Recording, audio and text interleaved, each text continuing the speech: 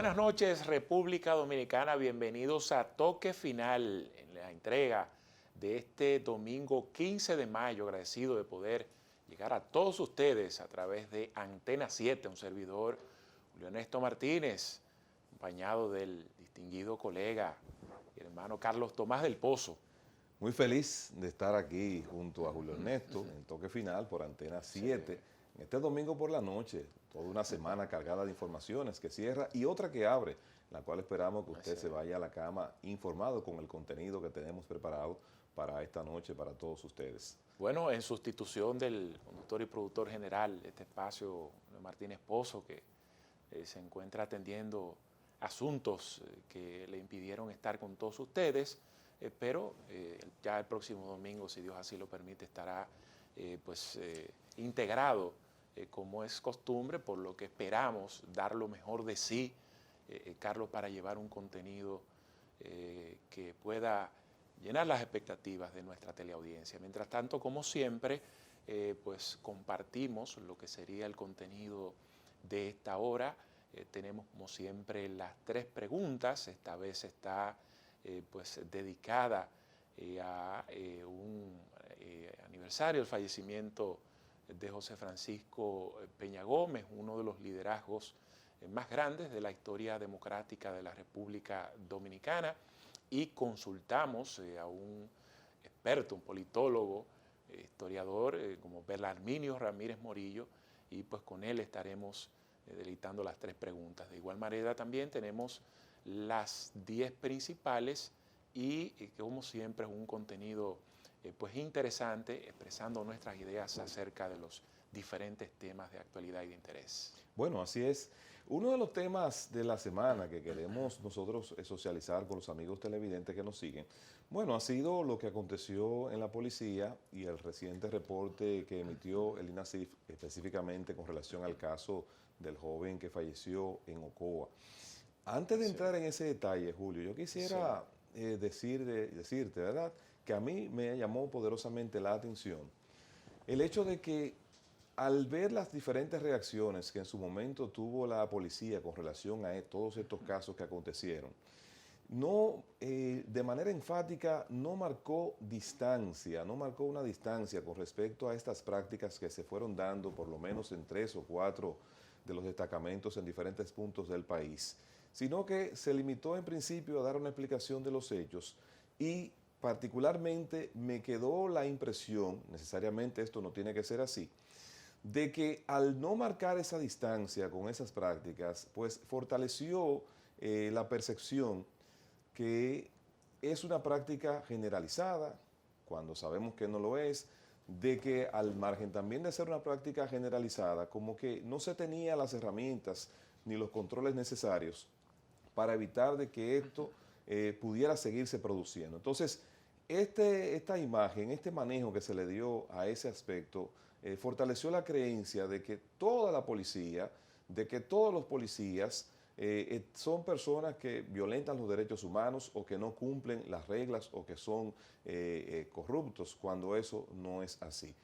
Estos hechos, sería bueno que la policía lo tomara como referencia y que se convirtiera en una arenga permanente de que los destacamentos policiales, de que el contacto de la ciudadanía con un agente de la policía necesariamente no significa maltrato, no significa un desenlace fatal.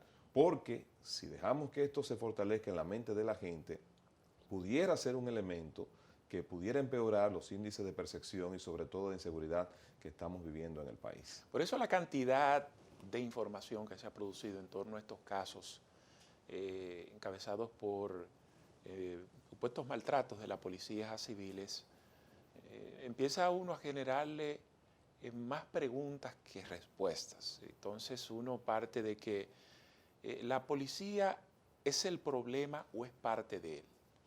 O de igual manera, ha contribuido la policía al deterioro de su propia imagen, es decir, hacer que la gente piense incluso hasta cosas que no son ciertas, hasta generalizar la situación en torno a la policía, a verla como la principal causa del problema de la seguridad en la República Dominicana.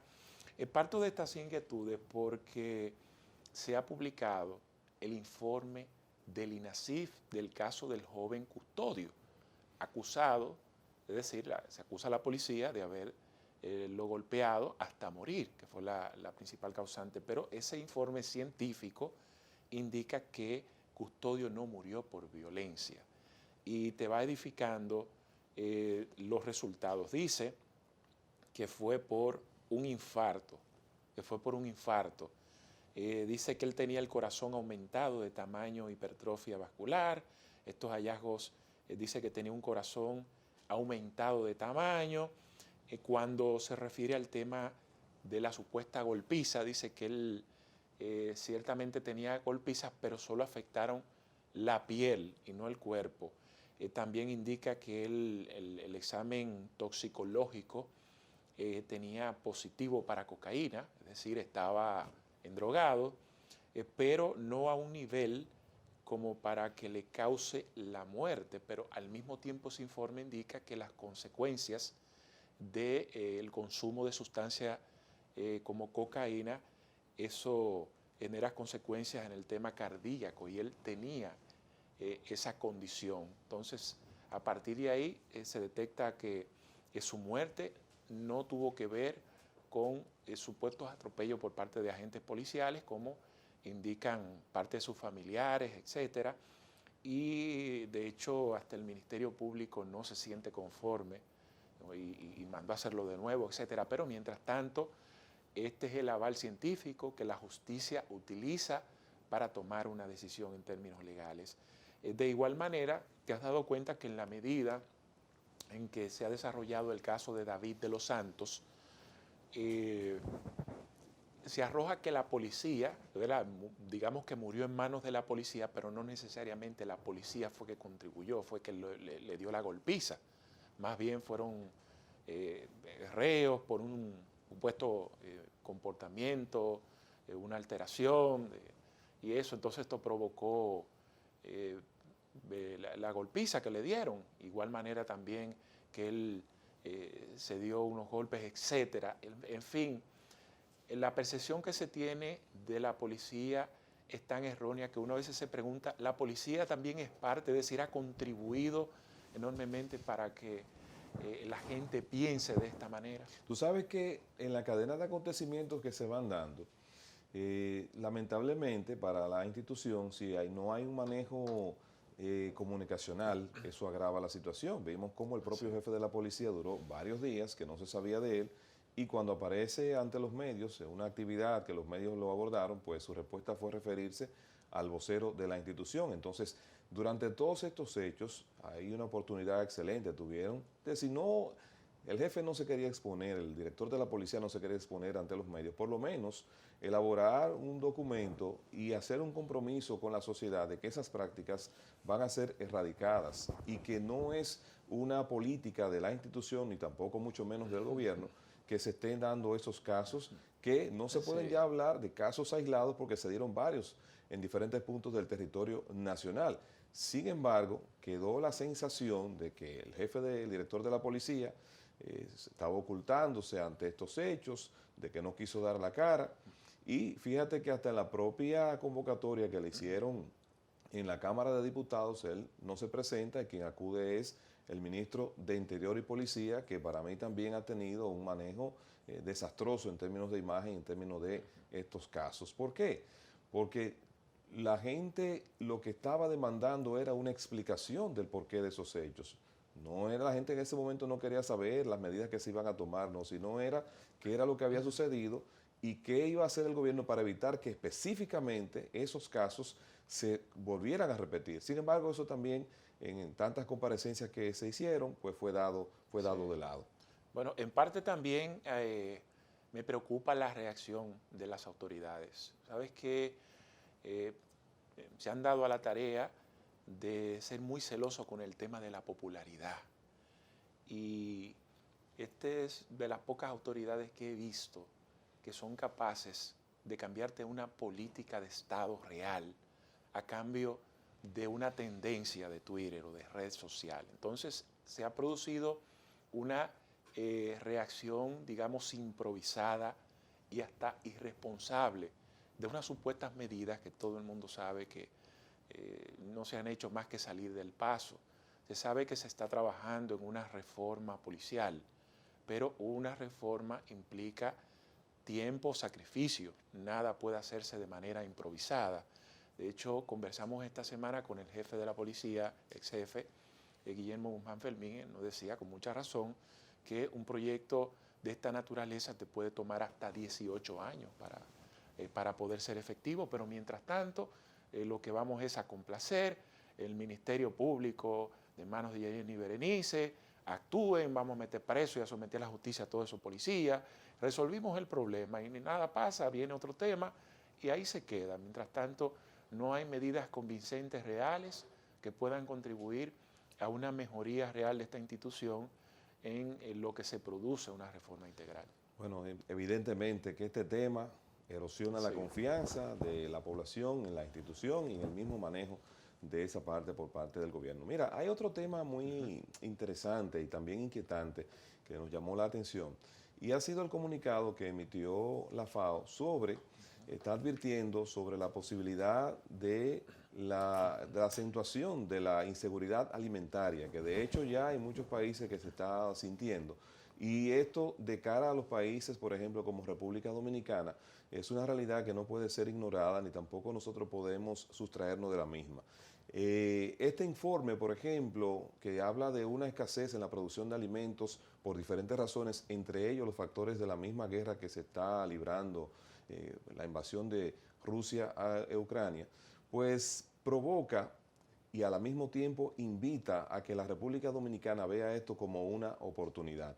Hace un tiempo nosotros mencionábamos que la República Dominicana, con tantas tierras disponibles y tantos espacios disponibles, tanto en zonas rurales y urbanas, debería entonces despertarse un interés de que la gente comience a aprovechar sus predios y a cosechar en ellos lo que sea posible, como una forma de que, aunque usted tenga las condiciones económicas y la facilidad de usted poder optar por una tarjeta de crédito y a un supermercado, pero hay mucha gente que no tiene esa posibilidad. Y vemos que en este sentido, pues el mismo presidente Abinader la semana pasada hacía una invitación a la gente a que comenzaran a sembrar en vista de este llamado que había hecho de advertencia la FAO. Ahora bien, hay una realidad que se está viviendo en los campos dominicanos y es que el productor de alimentos, de arroz, el productor de huevo y de pollo tienen una situación. Primero, el encarecimiento de los insumos para ellos poder producir. Segundo, se ha encarecido la mano de obra. Tercero, entonces está el hecho de que la rentabilidad se ha reducido porque no pueden incrementar los precios debido a que el mercado no lo aguanta y también a regulaciones del mismo. Entonces, ¿qué va a pasar? Que eso se puede convertir en una desmotivación para ese productor agrícola. Y cuando se desmotiva entonces, porque también tiene otros riesgos, recuerden que ya fueron desmontados los aranceles a más de 65 artículos y ellos están comenzando a pensar, bueno, ¿qué hago yo con sembrar cuando tengo que enfrentar los altos costos de los insumos, cuando tengo el riesgo altísimo de que se pueda perder la cosecha por alguna razón y encima de esto también de que cualquiera que tenga capital pueda inundar el mercado dominicano de esos productos?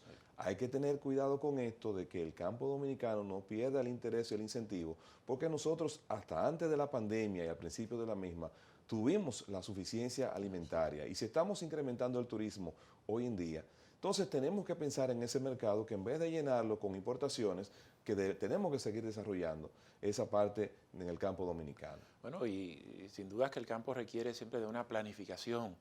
Yo voy a sembrar X cantidad, pero eso implica que yo tengo que tener un mercado, tengo que tener ciertos incentivos. A veces un país puede entrar en crisis por cualquier circunstancia y tú puedes auxiliarte, que es la principal excusa del gobierno, es que yo no quiero desabastecimiento de alimentos. En esos casos prefiero mejor irme hacia los mercados de importación. Pero resulta que no solamente hay escasez en República Dominicana, la escasez es mundial. Entonces, a veces incluso resulta hasta mejor en todos los sentidos tú producir ese artículo, producto en tu país. El costo que implica hasta la importación puede ser hasta mayor, porque si tú vas a salir a buscar un plátano, ese plátano está escaso, donde ha de suponer que estaba en abundancia, entonces viene mucho más costoso, pero resulta que las importaciones benefician a un pequeño sector, mientras que la producción beneficia prácticamente a toda una cadena de secuencias. Entonces, lo que se percibe es que se desincentiva al productor dominicano. Fíjate incluso a esos países en donde supuestamente nosotros le vamos a comprar esos productos. ¿Qué pasa? Bueno, nos vamos a Brasil, le vamos a comprar la carne a Brasil. ¿Por qué? Porque Brasil no solamente le da un incentivo a sus productores para que trabajen el tema de la carne, sino que también lo protege, incluso hasta le da otro beneficio para importarla. Sí. Es lo que debería hacer el gobierno dominicano con los productores locales, es decir, darle un incentivo en todos los sentidos para que al final la gente le pueda llegar esos artículos de primera necesidad a un precio asequible, que se pueda combatir la inflación. No era una improvisación, sé que tenemos que irnos a una pausa, pero la tradición gubernamental era aumentar los programas sociales, pero llevando los productos directos hacia los más necesitados, porque habían acuerdos, bueno, vamos a comprárselo a la producción local y vamos a dárselo a los más necesitados. Ahora le estamos dando una tarjeta que no necesariamente es unos recursos que se van a alimentos, se van a otras cosas. Sí. Entonces todo es una cadena que al final lo único que está dando es que no hay una respuesta real a combatir la inflación y los encarecimientos de los productos de primera necesidad. Vamos a nuestro primer contacto de publicidad y retornamos con más contenido en esta entrega de Toque Final.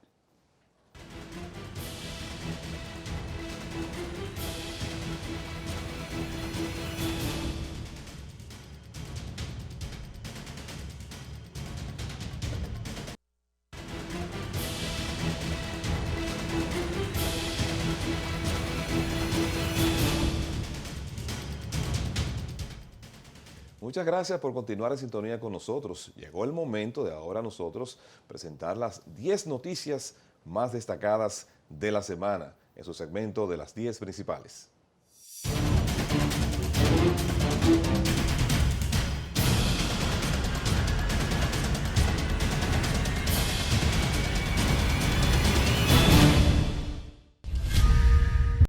A una semana del fallecimiento del joven David de los Santos, más informaciones sobre este caso siguen saliendo a la luz.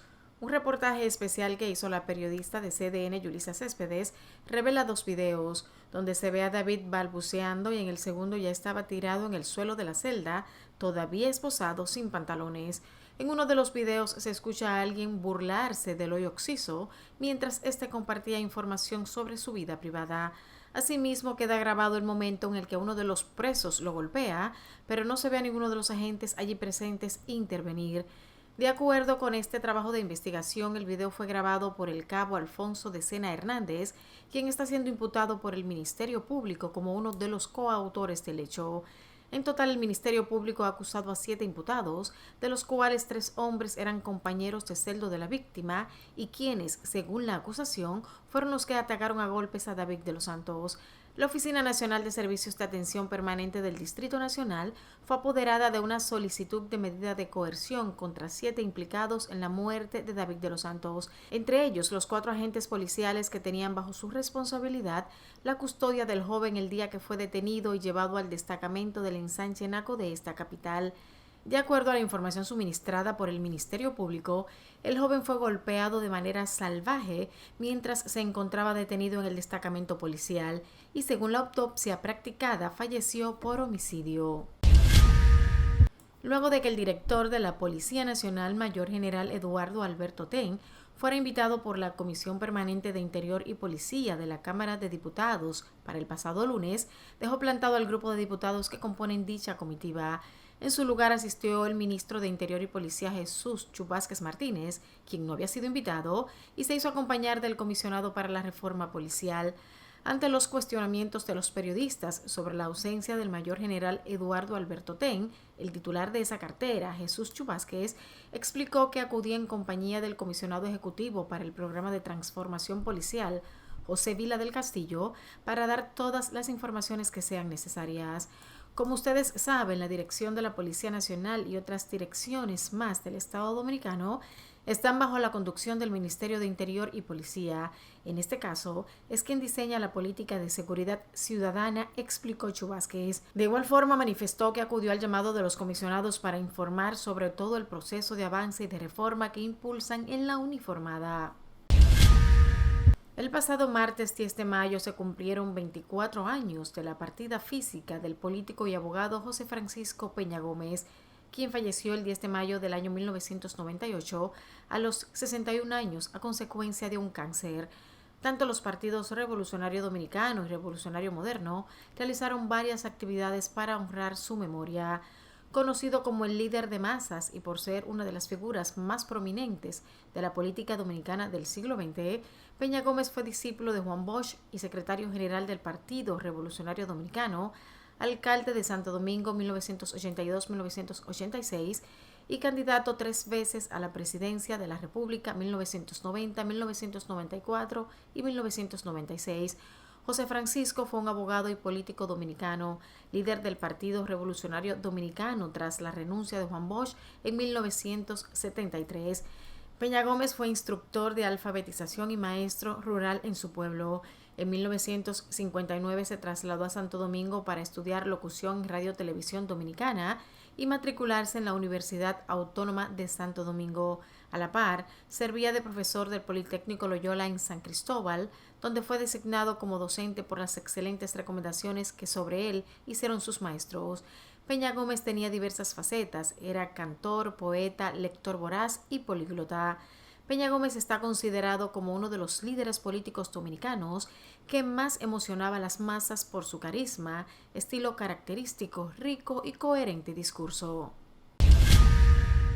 Con la información de que su comité político se encontraba reunido a las afueras de la ciudad, surgieron rumores de que el Partido de la Liberación Dominicana estaría ponderando la idea de apoyar la reforma constitucional propuesta por el Poder Ejecutivo, a cambio de que se le quite el impedimento al expresidente Danilo Medina y este pueda participar en el próximo torneo electoral.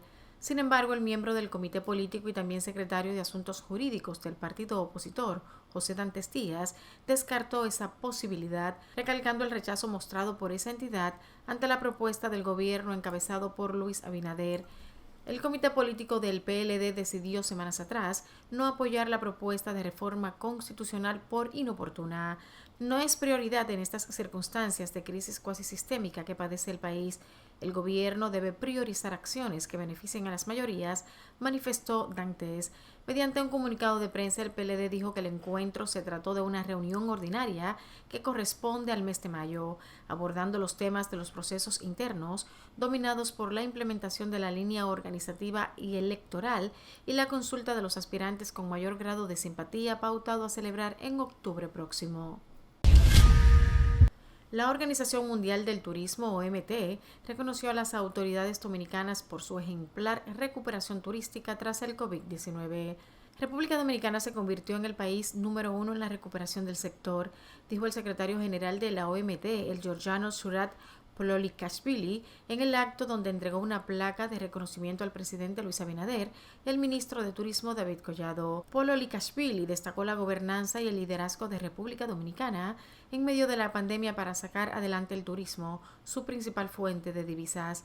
La República Dominicana es un gran ejemplo para el mundo, incluso para países líderes que recibían más de 50, 60 o 70 millones de turistas al año, afirmó.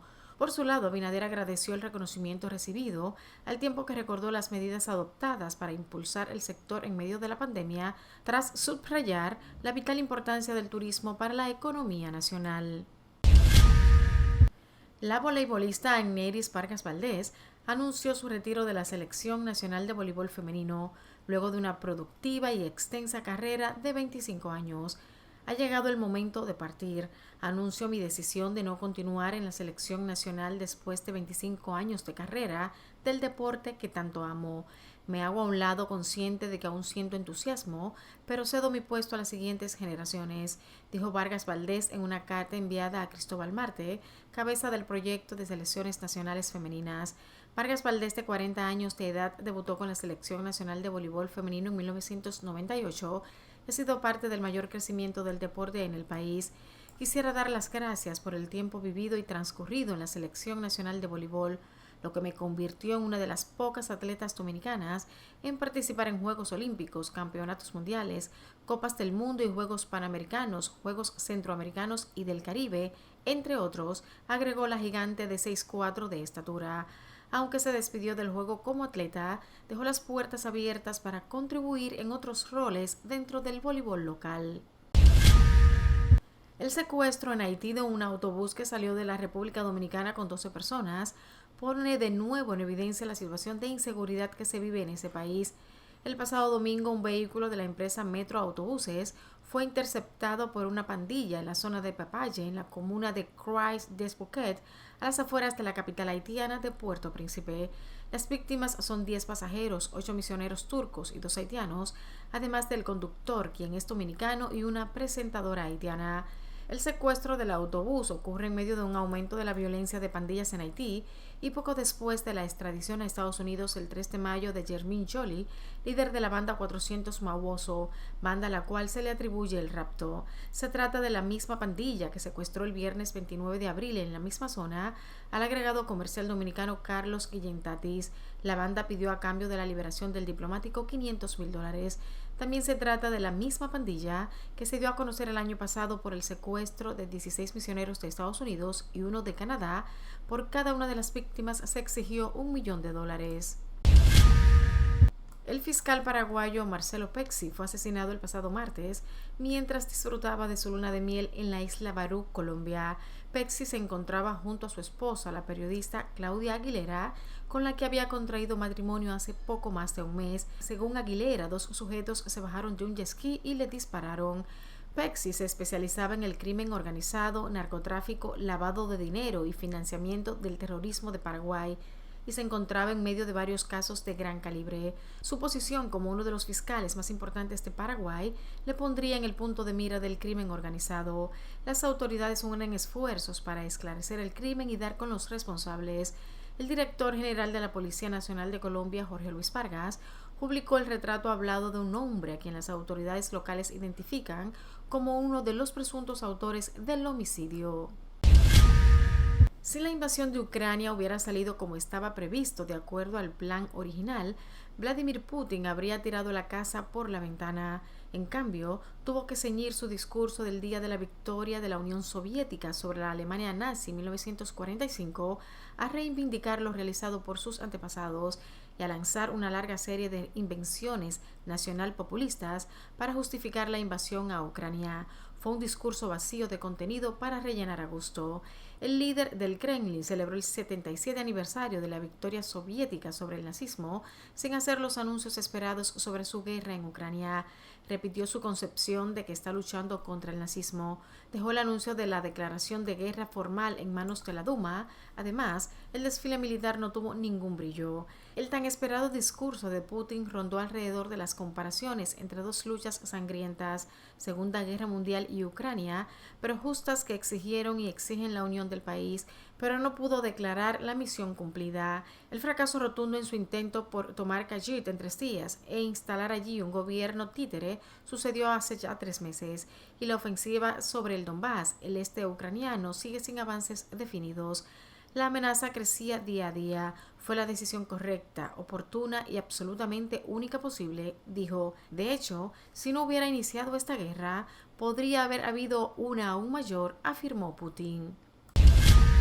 Finalmente, la ola de coronavirus que castiga al gigante asiático chino instó a las autoridades a instalar fuertes medidas restrictivas para controlar los contagios. Si bien es un momento donde Beijing redujo el aislamiento a extranjeros, también se cerraron estaciones de metro, espacios públicos y patios de comida.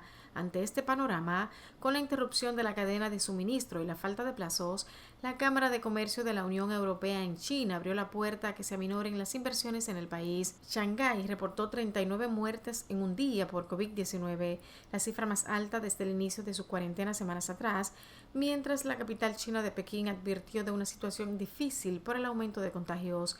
China, la segunda mayor economía del mundo, ha luchado por erradicar su peor brote de COVID-19 en 2 años, con confinamientos severos y pruebas masivas, al mantener su política de cero COVID que ha impactado a la economía y el ánimo de la población. En tanto, Estados Unidos registra, según los últimos datos, más de 81.000 personas confirmadas de coronavirus. Estados Unidos es el país con más casos de coronavirus confirmados. La tasa de pacientes confirmados de coronavirus en los últimos 14 días. En estos momentos, la tasa de pacientes confirmados de coronavirus en los últimos 14 días es de 275.000 por cada 100.000 habitantes, que es dentro del contexto actual una tasa que podemos considerar moderada. En este momento hay 997.740 personas fallecidas por coronavirus. En la última jornada, 214 personas han muerto, una cifra mayor que la del día previo. Mientras en República Dominicana surgen casos nuevos de contagios de COVID-19 y personas ingresadas en centros de salud. Según el boletín de la Dirección General de Epidemiología del Ministerio de Salud Pública, la mayoría de las infecciones de coronavirus se detectaron en el Distrito Nacional, Santo Domingo y Santiago. Hay 492 personas con el virus activo de los 580.099 registrados en los más de 2 años de pandemia en el país. La positividad diaria es de 3.47% y la acumulada de las últimas 4 semanas es de 1.23%. La letalidad por COVID-19 se ubica en 0.75%.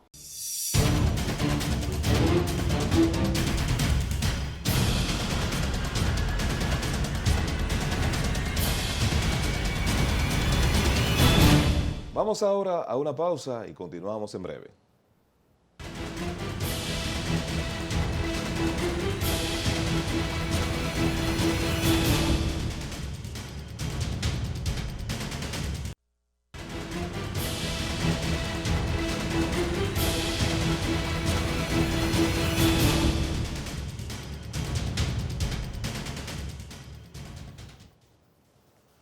Nuestro enfoque de la semana está dedicado a un fenómeno que contamina, según psicólogos, que es el rumor. Puede ser virulento y también puede convertirse hasta en leyenda. De hecho, en tiempos antiguos le llamaban delatores, que ellos incluso buscaban informaciones para llevarse la máxima autoridad como una forma de termómetro de ver qué piensa el pueblo. Resulta que el rumor es similar al tema de relajo, que dice que tiene reglas. Entonces, cuando no las llevas, precisamente te baja la pifia. En ese sentido, esta semana, el rumor público, como es costumbre, salió a relucir a la opinión pública tras una supuesta negociación del Partido de la Liberación Dominicana de apoyo a reforma constitucional a cambio de impunidad, cosa que ha sido desmentido por ambas partes, y nos preguntamos cuáles razones podrían conllevar a que salga sobre el tapete esta supuesta negociación. En función de eso, tú te vas a la lógica y por ningún lado cuadra, porque ¿en qué podría beneficiar, por ejemplo, al gobierno que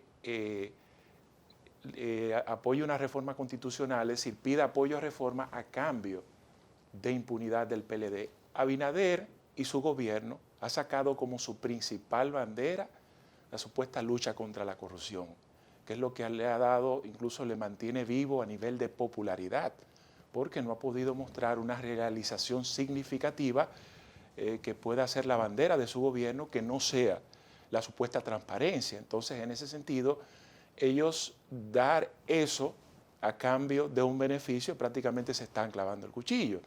Pero si te vas también a qué podría pasar en el Partido de la Liberación Dominicana, bueno, es la organización que cuenta con los votos suficientes para poder lograr una reforma constitucional.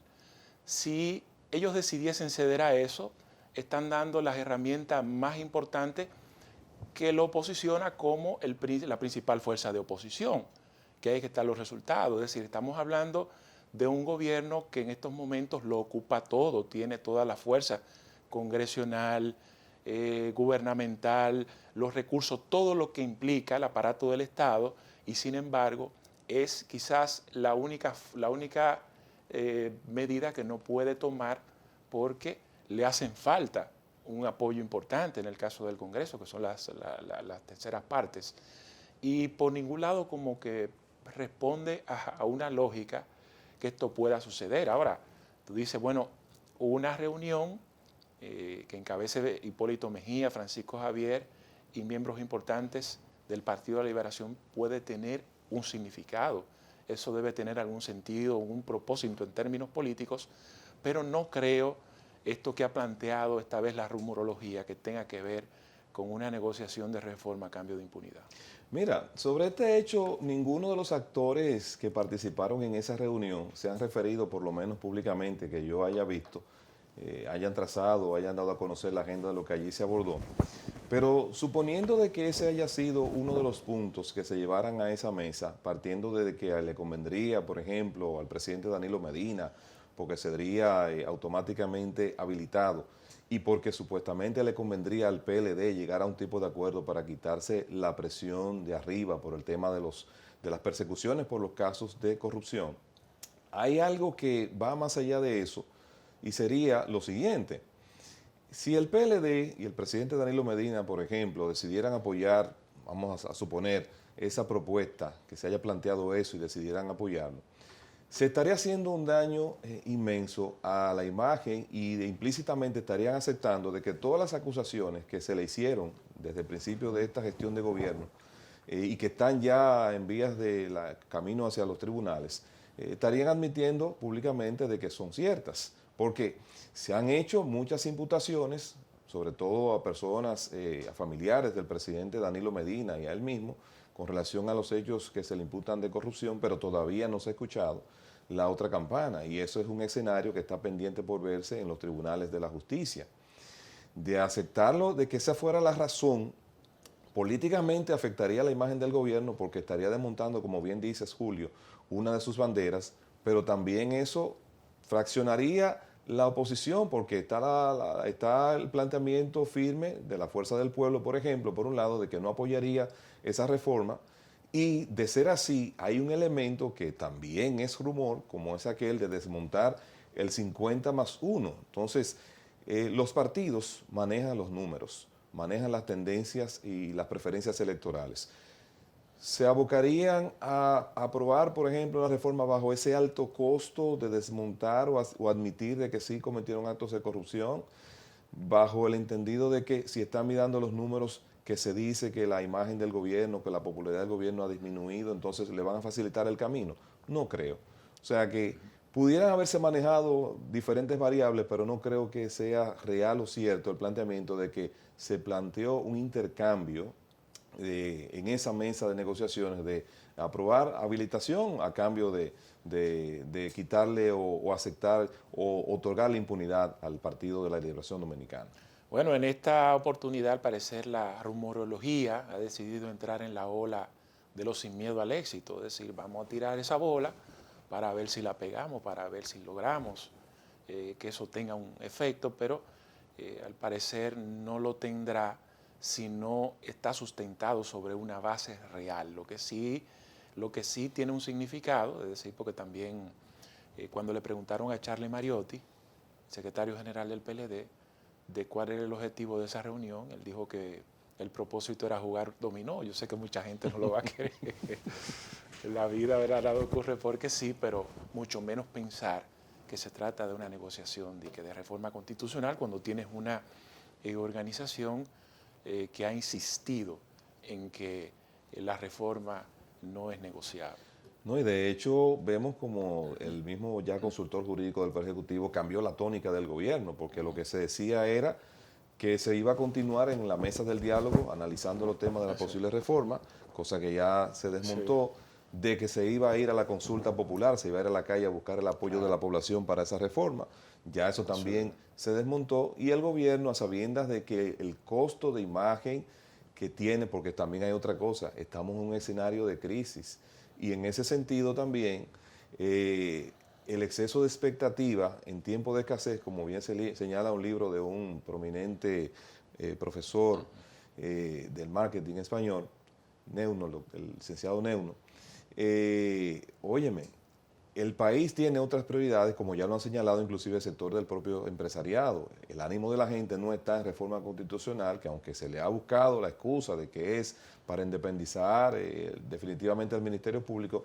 se sabe a ciencia cierta de que hay iniciativas legales que se pueden hacer si es lo que se quiere profundizar, esa independencia o esa autonomía, sin tener que llegar pues, a una reforma constitucional. Siempre las excusas de las reformas constitucionales es una transformación institucional, pero al menos no conozco una reforma que no haya tenido un propósito político.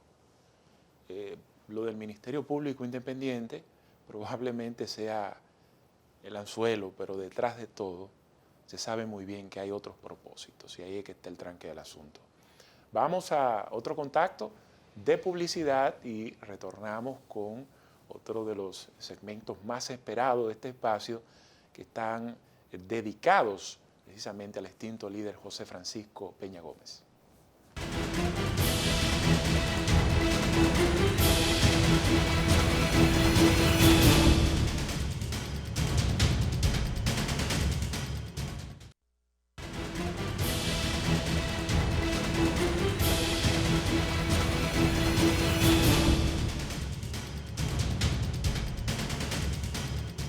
Se cumplieron ya 24 años de la partida del extinto líder de masas, José Francisco Peña Gómez. Y a propósito de ese tema hemos formulado las 3 preguntas al licenciado Belarminio Ramírez.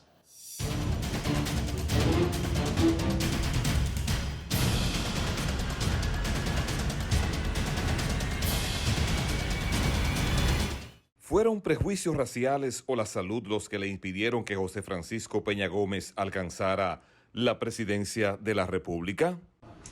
3 fueron los factores que confluyeron para que el doctor José Francisco Peña Gómez no llegara a la presidencia de la República Dominicana. Primero fue por su descendencia haitiana. Segundo, por el cáncer que joven le quitó la vida. Y tercero fue por el hecho de que tuvo como adversario al doctor Joaquín Balaguer. Rara vez en la historia un liderazgo reúne tantas virtudes y grandezas y al mismo tiempo el destino le pone de frente tantos azares. La fortaleza del doctor Peña Gómez era al mismo tiempo su debilidad. Su carisma transmitía una pasión en las masas populares que infirió miedo en los sectores conservadores de la nación, porque entendieron que su llegada a la presidencia pudiera traspasar los límites en que se sustenta el Estado democrático. La llegada de Barack Obama como primer presidente negro de los Estados Unidos habría favorecido una elección de Peña Gómez en el PRD. La llegada de un hombre de color a la presidencia de los Estados Unidos de Norteamérica en poco cambiaría la conducta y la actitud del electorado dominicano en cuanto al rechazo al liderazgo del doctor José Francisco Peña Gómez. Porque es que la población dominicana no es racista, como muchos han querido tipificar. La población dominicana es anti-haitiana en un porcentaje alto. El rechazo a Peña Gómez, el negativismo hacia el liderazgo de Peña Gómez, no era porque su piel fuera de color negro. El negativismo y rechazo era porque Peña Gómez era hijo de padre y madre haitiana.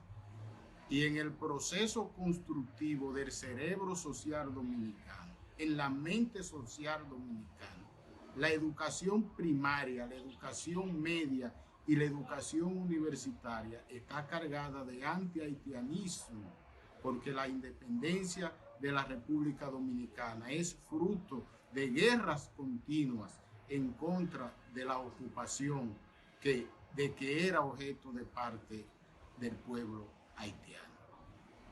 Los orígenes haitianos de sus progenitores influyeron en que primero tuviera que dar paso a otros aspirantes de su partido. Don Antonio Guzmán Fernández y el doctor Salvador Jorge Blanco fueron primero candidatos a la presidencia de la República que el doctor José Francisco Peña Gómez. no porque Peña le cediera su espacio. Los candidatos y presidentes fueron primero Guzmán y Jorge Blanco, porque estos eran los que tenían legitimidad e inspiraban confianza en los sectores sociales que le temían a José Francisco Peña Gómez. Pero ya en los años 90, cuando la carrera política de Balaguer va llegando a su final, Peña Gómez tenía legitimidad y confianza en los sectores de poder económico. Pero para su desgracia, le llegó el cáncer. De no haber sido por el cáncer que le quitó la vida, Peña Gómez iba a ser el relevo natural de Joaquín Balaguer en el poder, porque Balaguer lo detuvo en el 96 con una alianza con el PLD. Pero si en el 2000 Peña Gómez hubiese estado vivo y en salud, hubiese llegado al poder por encima de una alianza de todos los demás partidos adversarios. Peña Gómez estaba pintado en la perspectiva histórica para ser el caudillo populista que iba a darle continuidad al ciclo que dejaba atrás el caudillo conservador Joaquín Balaguer.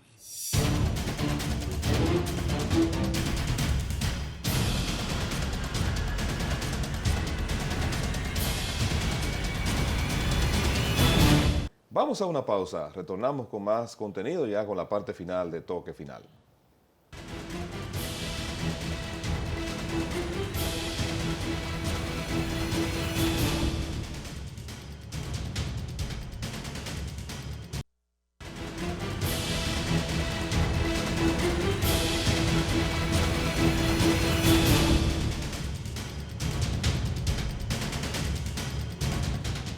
Bueno, pues arribamos ya prácticamente a la parte final de su espacio Toque Final por Antena 7. Esta semana vimos cómo el presidente de la República pues fue tendencia en las redes a través de una entrevista que le ofreció al comunicador Sergio Carlos. Y tú sabes que en esa creación de expectativas que se hizo en la campaña, que generó tantos videos, tantos posts de Instagram, en todas las redes sociales, pues inmediatamente el presidente plantea una posición que va quizás contraria a lo que la gente espera o quiere. Inmediatamente surgen una cantidad de mensajes que le colocan el antes y el después. Y esto se relaciona porque la creación de expectativas en tiempos de escasez, además quizás también el exceso del mismo marketing de expectativas, pues la gente no divorcia la etapa de campaña con la etapa de realizaciones, y los gobiernos entonces, como en el caso del presidente Abinader, que creó muchas expectativas en algunos aspectos, pues hoy, cuando ya se ve enfrentando la realidad política, social de la República Dominicana, que no era fácil, pues inclusive se nota, y como él bien señala, que en el caso de la policía no tiene una varita mágica y de que él está haciendo lo posible. Esas son señales de que la realidad que le toca enfrentar, que le ha tocado vivir, pues dista mucho de aquella realidad que se tenía y se pensaba cuando se estaba en la campaña política. Bueno, ya se ve un aterrizaje de jefe de Estado. Las cosas no se resuelven de la noche a la mañana, las cosas no eran así como se entendía que eran, esto toma tiempo, las transformaciones son integrales y todas esas cosas que antes se parecía a través del optimismo ilusorio, que era simplemente llegar al gobierno y ahí todos los problemas iban a desaparecer, y se han agudizado, tan peores. Hemos llegado al final de la entrega de hoy de este espacio Toque Final, siempre agradecidos de su sintonía y a todos deseándoles una feliz noche y un buen descanso, porque se aproxima otra jornada intensa en donde la clase trabajadora va a seguir dando lo mejor de sí para echar para adelante y pues poder mantener a su familia y seguir cumpliendo sus propósitos. Buenas noches. Feliz noche.